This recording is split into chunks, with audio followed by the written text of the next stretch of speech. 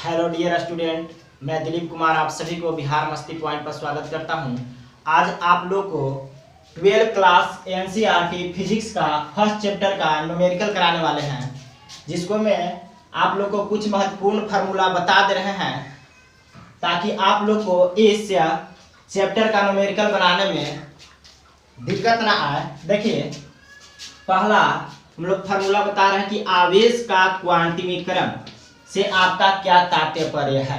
देखिए, आवेश का जो क्वांटिमीकरण होता है, तो हम लोग आवेश के क्वांटिमीकरण में कहते हैं कि आवेश जो होता है वह इलेक्ट्रॉन के पूर्णांक गुणज के बराबर होता है। देखिए, जो आवेश होता है वह इलेक्ट्रॉन के पूर्णांक गुणज के बराबर होता है। यहाँ हम लोग n है, यह पूर्णांक संख्या है। n क्या है? यह पूर्णांक संख्या है, यह पूर्णांक संख्या है। अब समझिए कि पूर्णांक संख्या किसको कहते हैं हम लोग। देखिए, पूर्णांक संख्या वैसी संख्या होती है जो शून्य से आरंभ होकर और अनंत तक जाती है। यह संख्या धनात्मक, ऋणात्मक तथा शून्य हो सकती है। देखिए, पूर्णांक संख्या जो होता है वह 0 plus minus 1 plus minus 2 dot dot plus minus n तक जा सकती है। यहाँ हम लोग इलेक्ट्रॉन का मान रख देंगे तो देखिए, फार्मूला को ऐसे भी हम लोग लिख सकते हैं कि Q बराबर n गुने 1.6 गुने 10 के पावर माइनस 19 कूलम।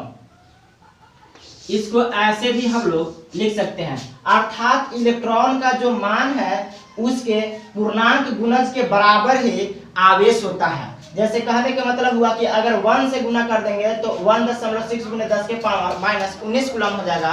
यह क्वांटिमीकरण को सत्यापित करेगा। 2 रख देंगे तो हो जाएगा 3.2 गुने 10 के पावर माइनस 19 कूलम, जो कि आवेश के क्वांटिमीकरण को सत्यापित करेगा।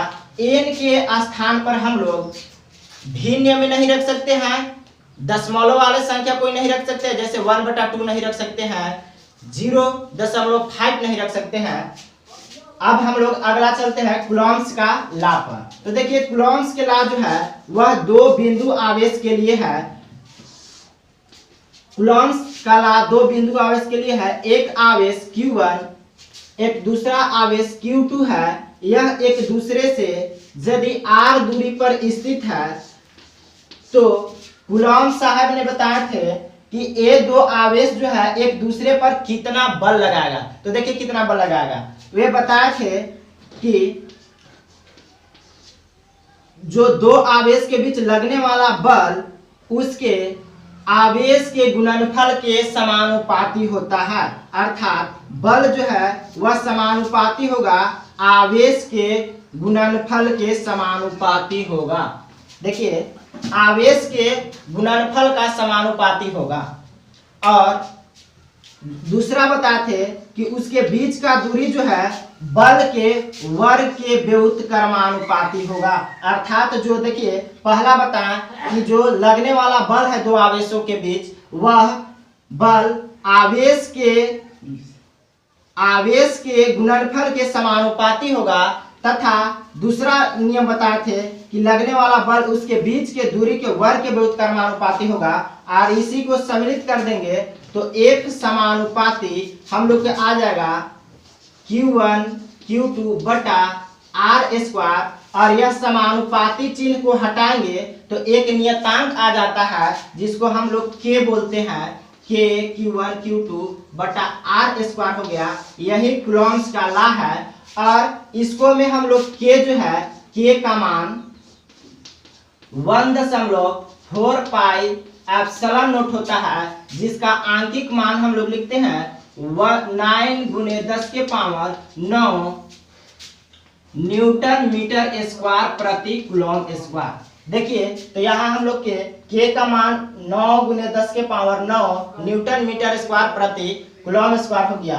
अब हम लोग जानेंगे कि जो एप्सिलॉन नोट है इसको हम लोग पढ़ते हैं एप्सिलॉन नोट। यह जो होता है निर्वात के विद्युतशीलता होता है। निर्वात के विद्युतशीलता कहने का मतलब कि अगर दो आवेश निर्वात में रखे हुए हैं तब तो यहाँ हम लोग एप्सिलॉन नोट रखेंगे। अगर कोई माध्यम में रखे हुए हैं तो उसके लिए अलग फार्मूला होता है, जो कि बता दे रहे हैं। एक आपेक्षिक परावैद्युतांक होता है जिसको हम लोग एप्सिलॉन आर से सूचित करते हैं, और एप्सिलॉन आर जो होता है वह किसी माध्यम में विद्युतशीलता बटा माध्यम के विद्युतशीलता को एप्सिलॉन एम यानी एप्सिलॉन मीडियम बटा निर्वात में विद्युतशीलता के अनुपात होता है, और यही हम लोग माध्यम में निकालेंगे तो आ जाएगा एप्सिलॉन एम बराबर epsilon R into epsilon naught. देखिए अगर कोई माध्यम में रखा हुआ है, या ऐसे कह सकते हैं कि अगर दो आवेश को किसी एप्सिलॉन आर वाले परावैद्युतांक में डुबा दिया जाता है तो उसमें लगने वाले आवेश के बीच जो बल होगा वह हो जाएगा F बराबर 1/4 pi epsilon R epsilon naught into Q1 Q2 बटा R स्क्वायर ए हो जाएगा। तो देखिए एक कूलम्ब्स के लास्ट से हुआ फार्मूला, उसके बाद हम लोग पढ़ेंगे वैद्युत क्षेत्र का तीव्रता के फार्मूला। देखिए आप लोग समझिए, और एक बार में नहीं समझ में आता है तो वीडियो को बार बार देखिए, समझ में फार्मूला आ जाएगा। उसके बाद हम लोग न्यूमेरिकल बताएंगे। देखिए तो मिटा देते हैं।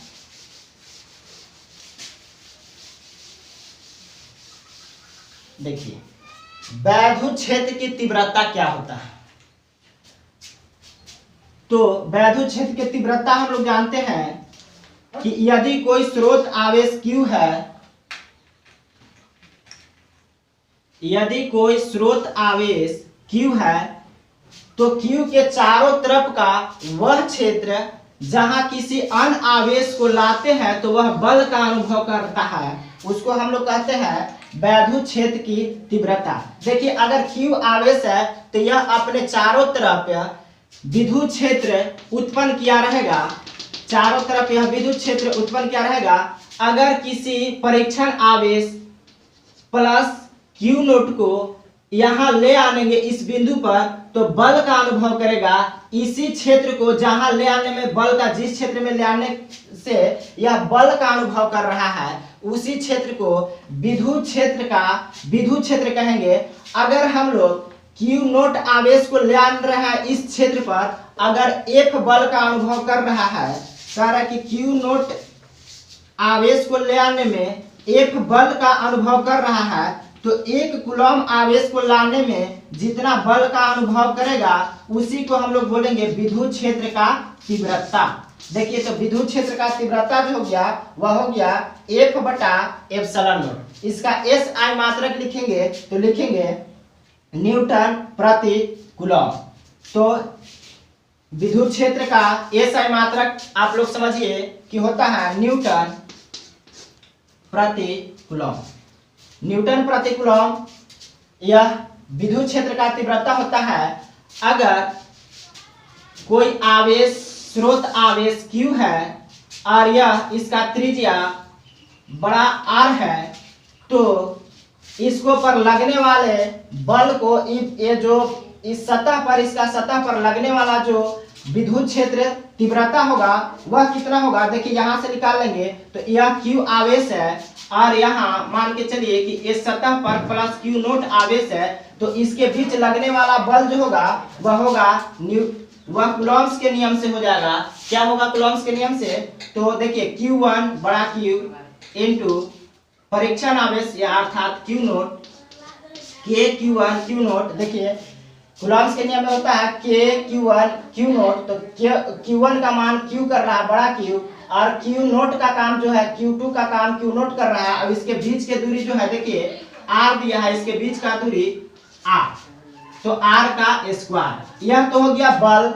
अब हम लोग क्या करेंगे कि विद्युत क्षेत्र तीव्रता निकालना है तो यहाँ बल के जगह रख देंगे मान, तो हम लोग के देखिए क्या आ जाएगा। विद्युत क्षेत्र तीव्रता E बराबर हम लोग जानते हैं कि F बटा एप्सिलॉन नोट होता है, और F का मान देखिए यहाँ से रख देंगे तो F का मान रखिए तो हो जाएगा K बड़ा Q छोटा Q नोट बटा R स्क्वायर है, जो कि R स्क्वायर नीचे आ जाएगा R स्क्वायर। देखिए इसको से ए कट गया तो हो गया E बराबर हो गया के क्यू बटा आर स्क्वायर। यानी कहने का मतलब हुआ कि इसके सतह पर अगर विद्युत क्षेत्र की तीव्रता ज्ञात करना है तो किसी गोलाकार सतह है तो उसका त्रिज्या और स्रोत आवेश के गुने स्रोत आवेश बटा उसका त्रिज्या का स्क्वायर कर देंगे तो हम लोग को मिल जाएगा कि कितना बल लगा, इसका विद्युत क्षेत्र की तीव्रता कितना है।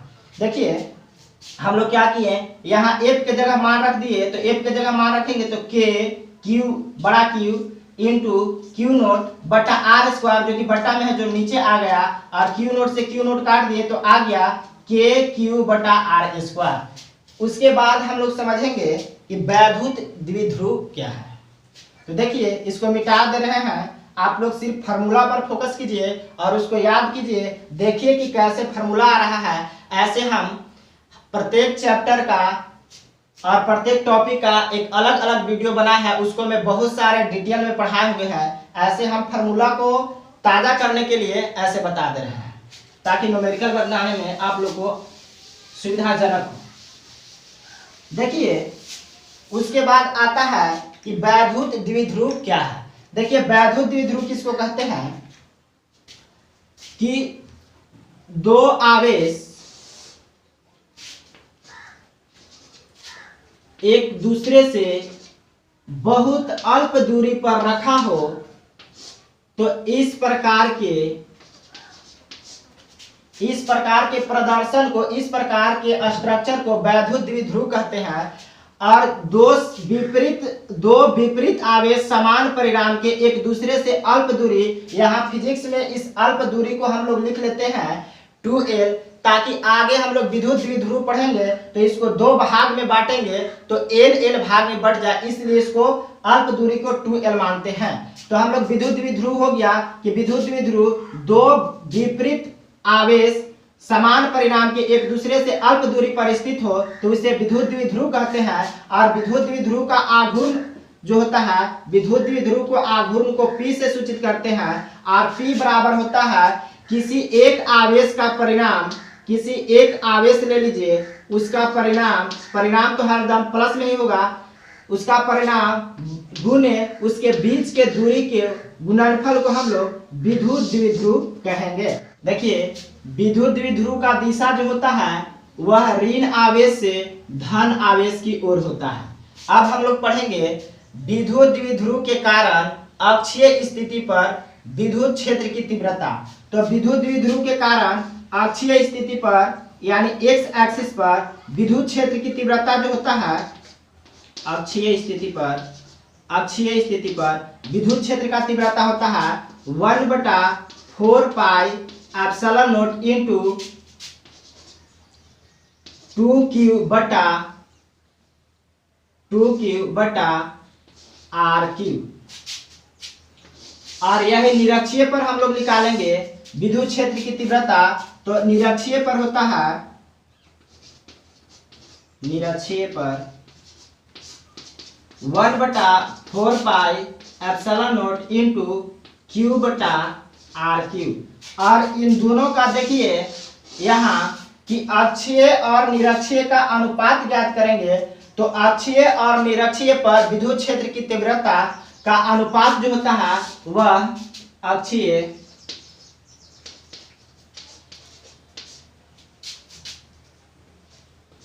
और निरक्षीय, अक्षीय स्थिति पर विद्युत क्षेत्र तीव्रता और निरक्षीय स्थिति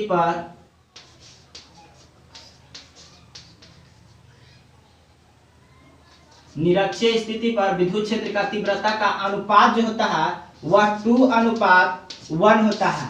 ये याद रखिएगा, ऑब्जेक्टिव में पूछ देता है। देखिए यहाँ अक्षीय स्थिति पर विद्युत क्षेत्र का तीव्रता होता है 1/4 pi epsilon not into 2q बटा, इसको छोटा q भी लिख सकते हैं, 2q बटा r3। और यही मान है निरक्षीय पर 1/4 pi epsilon not into q बटा r3। जब इसका अनुपात निकालेंगे तो एक कट जाएगा, सिर्फ 2:1 बचेगा, यानी अक्षीय स्थिति पर विद्युत क्षेत्र की तीव्रता का अनुपात निरक्षीय स्थिति से 2:2 होता है। उसके बाद हम लोग बता दे रहे हैं कि वैद्युत क्षेत्र रेखाएं का कुछ गुण बता दे रहे हैं। देखिए वैद्युत क्षेत्र रेखाएं जो होती है वह एक दूसरे को नहीं काटती है। प्रश्न में पूछता है कि वैद्युत क्षेत्र रेखाएं एक दूसरे को क्यों नहीं प्रतिच्छेद करती। तो देखिए हम लोग बता रहे हैं,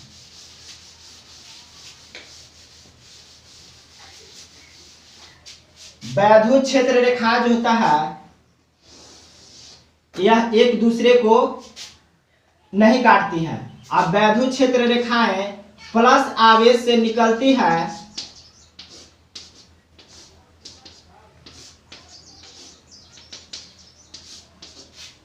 इसका पहला गुण कहिए कि वैद्युत क्षेत्र रेखाएं प्लस आवेश से निकलती है तथा ऋण आवेश में समाहित होती है। अगर ऋण आवेश रहेगा तो विद्युत क्षेत्र रेखाएं उसकी ओर होगी। और दूसरा, वैद्युत क्षेत्र रेखाएं एक दूसरे को प्रतिच्छेद नहीं करती। ये जो वैद्युत क्षेत्र रेखाएं हैं एक दूसरे को प्रतिच्छेद क्यों नहीं करती।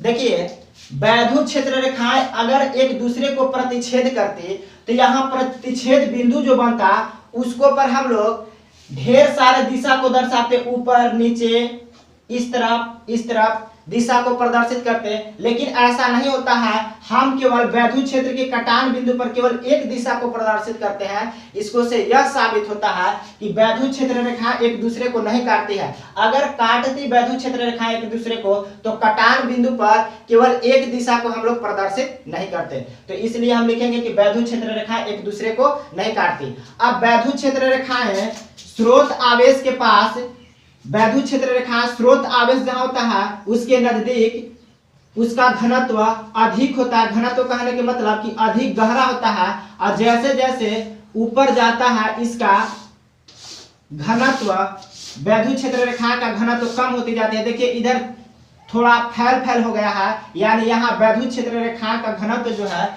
वह कम हो गया है। उसके स्रोत आवेश के नजदीक के अपेक्षा यह दूर जो जाने पर वैद्युत क्षेत्र रेखा का घनत्व वह कम हो जाता है। तो वैद्युत क्षेत्र रेखा का गुण था कि वैद्युत क्षेत्र रेखा एक दूसरे को काटती नहीं है। वैद्युत क्षेत्र रेखा जो प्लस से निकलती है और माइनस में समाहित होती है। विद्युत क्षेत्र रेखा स्रोत आवेश के नजदीक या उसका घनत्व अधिक होता है, अर्थात वह सघन होती है, और उससे दूर जाने पर उसका घनत्व जो है कम हो जाता है, अर्थात वह विरल हो जाती है। और एक बात और है कि विद्युत क्षेत्र रेखाएं जो होती है वह सतत होती है। सतत कहने के मतलब होता है कि ऐसा माना जाता है कि विद्युत क्षेत्र रेखाएं वह स्रोत आवेश से निकलकर और अनंत तक जाती है और एक दूसरे को प्रतिच्छेद नहीं करती है।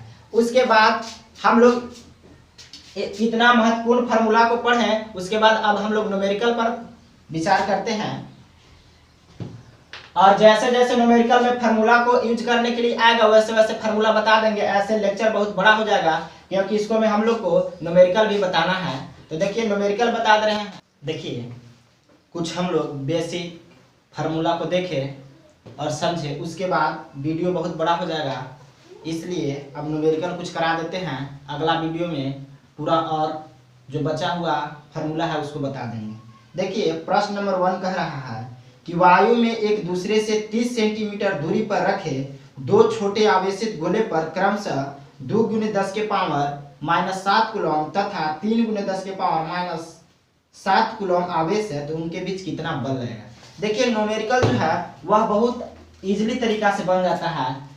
उसके लिए स्टेप को आप लोग को पालन करना रहता है। कुछ स्टूडेंट बोलते हैं कि न्यूमेरिकल डिफिकल्ट होता है, लेकिन ऐसा बात नहीं है। पहले समझिए। देखिए कह रहा है कि दो आवेश है और एक दूसरे से 30 सेंटीमीटर की दूरी पर स्थित है, तो कितना वो बल एक दूसरे पर लगाएगा, यही बात कह रहा है। यानी पहले स्टेप को पढ़ के और हम लोग को अर्थ को मालूम करना है कि क्या कह रहा है, उसके बाद जो दिया है उसको लिख लेना है। देखिए कह रहा है कि दो आवेश है एक दूसरे से 30 सेंटीमीटर की दूरी पर है, तो एक आवेश Q1 होगा, एक आवेश Q2 होगा, एक दूसरे से 30 सेंटीमीटर की दूरी पर स्थित है, इसके बीच का दूरी 30 सेंटीमीटर दे दिया। देखिए क्या क्या दे दिया है वो पहले लिख लेंगे। तो कह रहा Q1 दे दिया है 2 × 10 के पावर -7 कूलम, Q2 दे दिया है 3 गुने 10 के पावर -7 कूलम और R दे दिया है 30 सेंटीमीटर। पहले लिख लेंगे, उससे संबंधित फार्मूला, उससे संबंधित हम क्या करेंगे कि एक स्ट्रक्चर बना लेंगे, फिगर बना लेंगे, फिर क्या करेंगे कि जो दिया है उसको लिख लेंगे और देखेंगे कि सब एक ही पद्धति में है या नहीं। देखिए इस सीजीएस पद्धति में है, इसको हम लोग मीटर में यानी एसआई पद्धति में बदल देंगे। तो सेंटीमीटर को मीटर में बदलने के लिए 100 से हम लोग को भाग देना पड़ेगा। तो देखिए 100 से इसको भाग दे देंगे, 30 को 100 से भाग दीजिएगा तो आप लोग के आ जाएगा 0.3 मीटर। अब देखिए सब दे दिया है, एफ ज्ञात करना है। तो एम कूलम्ब्स के नियम से हम बताया कि एफ बराबर होता है के Q1 Q2 बटा R स्क्वायर। देखिए हवा में कह रहा है इसलिए यहाँ 1/4 पाई एप्सिलॉन नॉट के मान लिखेंगे और 1/4 पाई एप्सिलॉन नॉट का मान जो होता है 9 गुने 10 के पावर 9 होता है। अब सिंपल इसका मान रख देना है। देखिए 9 गुने 10 के पावर 9 और आवेश Q1 का मान 2 गुने 10 के पावर 7 और Q2 का मान 3 गुने 10 के पावर 7 और R जो है वह 0.3 है, इसका स्क्वायर कर देंगे। अब देखिए हल कीजिए, हल करेंगे तो माइनस का 7 आधार सेम है तो घात आपस में जुड़ जाएगा, -7 -14 और उसको में प्लस का 9 जुटेगा तो -5 हो जाएगा। कहा कि 9 10 और 4 14 होता है। आप लोग इतना जोड़ ही लीजिएगा, गुना कीजिएगा, 2 तिहाई 6 और 6 से 9 में गुना कीजिएगा तो 9 6 का 54 आ जाएगा 54 गुने 10 के पावर -5।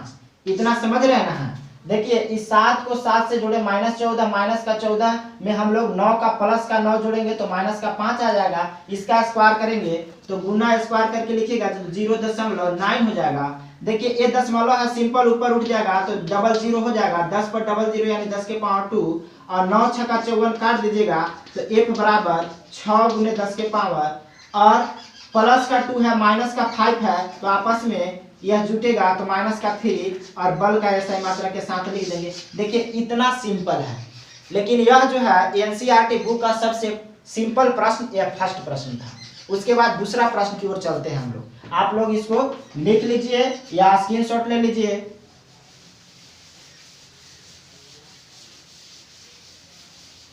देखिए अगला प्रश्न कह रहा है, देखिए मेरे पास बुक है, कह रहा है कि 0.4 माइक्रोकूलम आवेश के किसी छोटे गोले पर किसी अन्य छोटे आवेशित गोले के कारण वायु में 0.2 न्यूटन बल लगता है। यदि दूसरे गोले पर 0.8 माइक्रोकूलम आवेश है तो दोनों गोलों के बीच की दूरी क्या होगा। देखिए क्या कह रहा है, दो गो आवेश है, एकदम सिंपल उसी भाषा में फिगर बना लेंगे। दो आवेश है, एक Q1 है जिसका मान दे दिया है, जिसका मान यहां लिख देते हैं, आप लोग भी लिख लीजिएगा 0.4 माइक्रोकूलम।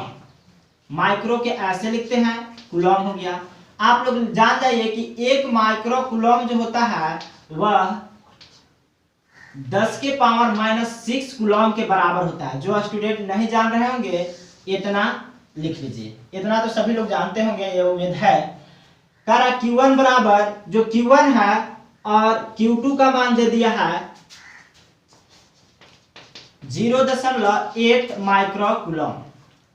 अब कह रहा है कि ए जो है एक दूसरे पर 2 न्यूटन 0.2 न्यूटन का बल लगाता है, यानी F बराबर दे दिया है 0.2 न्यूटन। बताइए F बराबर दे दिया, Q1 बराबर दे दिया और Q2 बराबर दे दिया तो R ही नहीं ना दिया है, साफ तौर पर मालूम चल जाता है। इतना बात लिख लेता है जो स्टूडेंट आराम से वह न्यूमेरिकल को बहुत इजीली कर सकता है और जिसको थोड़ा कैलकुलेशन करने आता है। देखिए तो इसको से F बराबर हम लोग जानते हैं कि K Q1 Q2 बटा R स्क्वायर। देखिए यही R को निकालना है, इसको इधर लेके चल जाएंगे तो R स्क्वायर बराबर हो जाएगा K Q1 Q2 बटा 1। बताइए इतना होगा। अब सब के मान दिया हुआ है रख देंगे तो R के मान नहीं निकल जाएगा। R को क्या करेंगे कि उधर लेके जाएंगे, यानी रूट अंडर का मान निकालेंगे, हम लोग के आंसर आ गया। देखिए तो R स्क्वायर बराबर के का मान 9 गुने 10 के पावर 9 और Q1 का मान, देखिए ये जो माइक्रो कूलम है इसको कूलम में कन्वर्ट कर लीजिए। तो कूलम में कन्वर्ट कर लेंगे तो K1 का मान आ जाएगा 0.8 गुने 10 के पावर माइनस का 6 कूलम, कहा कि 1 कूलम बराबर 1 माइक्रो कूलम बराबर 10 के पावर माइनस 6 कूलम होता है। तो उसी प्रकार से Q2 को भी कर लेंगे तो 0.8 गुने 10 के पावर माइनस 6 कूलम। अब सबका मान रख देंगे तो 0.4 गुने 10 के पावर माइनस का 6 कूलम और गुने 0.8 गुने 10 के पावर माइनस का 6 कूलम बटा F, जो F है उसका मान दे दिया है 0.2। अब देखिए यहाँ 10 का घात माइनस में 6 और माइनस में 6 माइनस का 12 और जो माइनस प्लस का 9 जुटेगा तो प्लस का माइनस का 3 आ जाएगा। तो देखिए और गुना कर देंगे सभी को आर स्क्वायर बराबर, देखिए इसको से इसको में गुना कीजिएगा तो 8 चौके 32 और 1 दशमलव के बाद यहाँ दशमलव है, 1 अंक के बाद दशमलव है, यहाँ 1 अंक के बाद दशमलव है, तो गुना करने के बाद 2 अंक के बाद दशमलव हो जाएगा तो साफ हो जाएगा 9 गुने 0.32 8 चौके 32 और घात जुट कर आ रहा था माइनस का 3 और बट्टा में 0.6। देखिए कितना इजी होता है। ये जो है दशमलव उड़ेगा तो नीचे इसके बदला में 10 के पावर 2 और एक दशमलव उड़ेगा तो ऊपर 10, एक 10 से एक 10 का 0 कट जाएगा, केवल एक 10 बच जाएगा और बाकी सॉल्यूशन कर देंगे हम लोग। देखिए ये काटेंगे 2 से तो 2 8 16, देखिए कितना आ गया, स्क्वायर में सब आ गया 9 गुने 16 और देखिए ये नीचे एक ही कटा था, एक ऊपर चल जाएगा तो माइनस में माइनस का 3 और एक और चल जाएगा तो माइनस का 4 हो जाएगा। आप अंडर रूट ज्ञात कर सकते हैं, ये 3 का होता है, 4 का होता है और इसको लिखेंगे 10 के पावर माइनस 2 का होल स्क्वायर तो हो जाएगा, अर्थात देखिए ज्ञात करने ही दे रहे हैं 3 का स्क्वायर 4 का स्क्वायर और 0.2 का होल स्क्वायर, सभी को बाहर निकाल लेंगे तो आ जाएगा 12 गुने 10 के पावर माइनस 2 मीटर। यह जो है वह मीटर में आएगा, अपना एसआई पद्धति में आता है, इसको सेंटीमीटर में चेंज करेंगे तो 10 के पावर 2 से गुना कर देंगे तो 12 सेंटीमीटर हो जाएगा, यानी 100 से गुना किए, ज्यादा कुछ नहीं। तो देखिए दूसरा न्यूमेरिकल बना। इसी प्रकार से सब इजी है न्यूमेरिकल, ऐसा बात नहीं है कि बहुत ज्यादा भारी भारी न्यूमेरिकल है। देखिए अब तीसरा हम बता देते हैं, लेक्चर तो बहुत लंबा हो गया।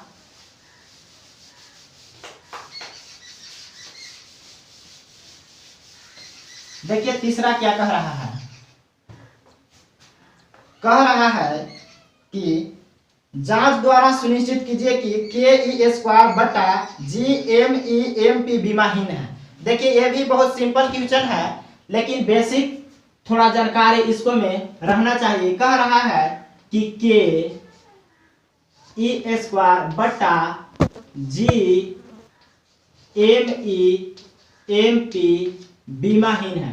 पहले ये हम लोग को समझना पड़ेगा इस क्वेश्चन में कि E क्या है, K क्या है, G क्या है, ME क्या है, MP क्या है। देखिए यहाँ K जो है वह कूलॉम्स का नियम में जिसका मान 1/4 पाई एप्सिलॉन नॉट होता था, वही यह नियतांक है। E जो है यहाँ इलेक्ट्रॉन है, इलेक्ट्रॉन का तात्पर्य आवेश से है, यानी यह एक आवेश का काम करेगा। और E जो है G है वह गुरुत्वाकर्षण नियतांक है, जिसको हम लोग गुरुत्वाकर्षण का सार्वत्रिक नियतांक भी बोलते थे। उसके बाद जो Me है वह इलेक्ट्रॉन का द्रव्यमान है और MP जो है वह प्रोटॉन का द्रव्यमान है, बस और ज्यादा कुछ नहीं है। थोड़ा सा हम चर्चा कर देते हैं गुरुत्वाकर्षण के नियतांक पर। देखिए जो न्यूटन जी थे वह दो द्रव्यमान वाले वस्तु यानी दो द्रव्यमान वाले कुछ भार रखने वाला वस्तु के बीच लगने वाला आकर्षण बल बताए थे। वो बताए थे कि दो M1 है और एक M2 है, तो इसके बीच लगेगा दूरी और दोनों r दूरी पर स्थित है, तो बीच का दूरी जो इनके बीच लगने वाला जो बल F रहेगा वह रहेगा इन लोग के द्रव्यमान के गुणनफल के समानुपाती और उसके बीच के वर्ग के बहुत समानुपाती। इस सूत्र से आ जाता है एक नियतांक जिसको हम लोग G बोलते हैं और M1 M2 बटा R स्क्वायर करते हैं। यहाँ से हम लोग जी का मान निकालना है, जी का बीमा निकालना है, तो पहले जी का फार्मूला कर देंगे। तो जी का फार्मूला एफ आर स्क्वायर बटा m1 m2। देखिए इसका SI मात्रक लिखेंगे तो जी का न्यूटन मीटर स्क्वायर प्रति केजी स्क्वायर।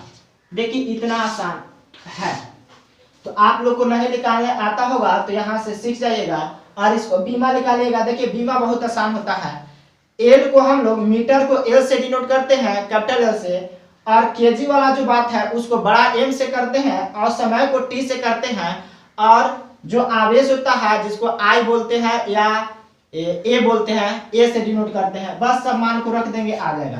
के का बीमा, देखिए के का बीमा हमको याद है, के का फार्मूला कि के बराबर लिख सकते हैं हम लोग, इसका SI मात्रक होता है न्यूटन मीटर स्क्वायर प्रति कूलम स्क्वायर। तो देखिए इसको से इसको बीमा लिख लीजिए कि न्यूटन यानी बल है, तो बल का होता है m(L)(T)⁻², और उसके बाद L जो है m है, m का मान मतलब L करता है बीमा में, तो इसका स्क्वायर है बटा कूलम है, कूलम यानी AT, अब AT का स्क्वायर है, अर्थात इन दोनों के स्क्वायर ऐसे लिख सकते हैं। ठीक, सब ऊपर चल जाएगा तो आप लोग को हो जाएगा m L के पावर 3 T के पावर 2 ऊपर चल जाएगा तो -4 और A के पावर -2। देखिए कितना सिंपल है। अब उसके बाद जी का बीमा लिख लीजिए। जी का बीमा लिखेंगे तो इसका बीमा लिखेंगे तो यहाँ ही लिख दे रहे हैं। जी का बीमा लिखेंगे तो देखिए m(L)T के पावर -2 बल का हो गया जिसको न्यूटन बोल रहे हैं, और L के स्क्वायर है तो L स्क्वायर हो गया, मीटर का स्क्वायर है तो आप केजी को लिखते हैं m, और डबल है तो m स्क्वायर, सब ऊपर चल जाएगा। तो देखिए हो जाएगा m के पावर -1, L के पावर 3 और T के पावर -2। देखिए यही ना है, थोड़ा बोर्ड चमक रहा है इसलिए यहाँ से दिखाई ही नहीं देता है कि क्या लिखते हैं। चलिए इतना हो गया। और उसके बाद जी जो m e है, यह द्रव्यमान है और द्रव्यमान को हम लोग m लिखते हैं, और ये भी प्रोटॉन का द्रव्यमान है, इसका भी हम लोग m लिखेंगे, और सभी को मान यहाँ रख दीजिए तो देखिए सिंपल आ जाएगा। रखते हैं इसका मान,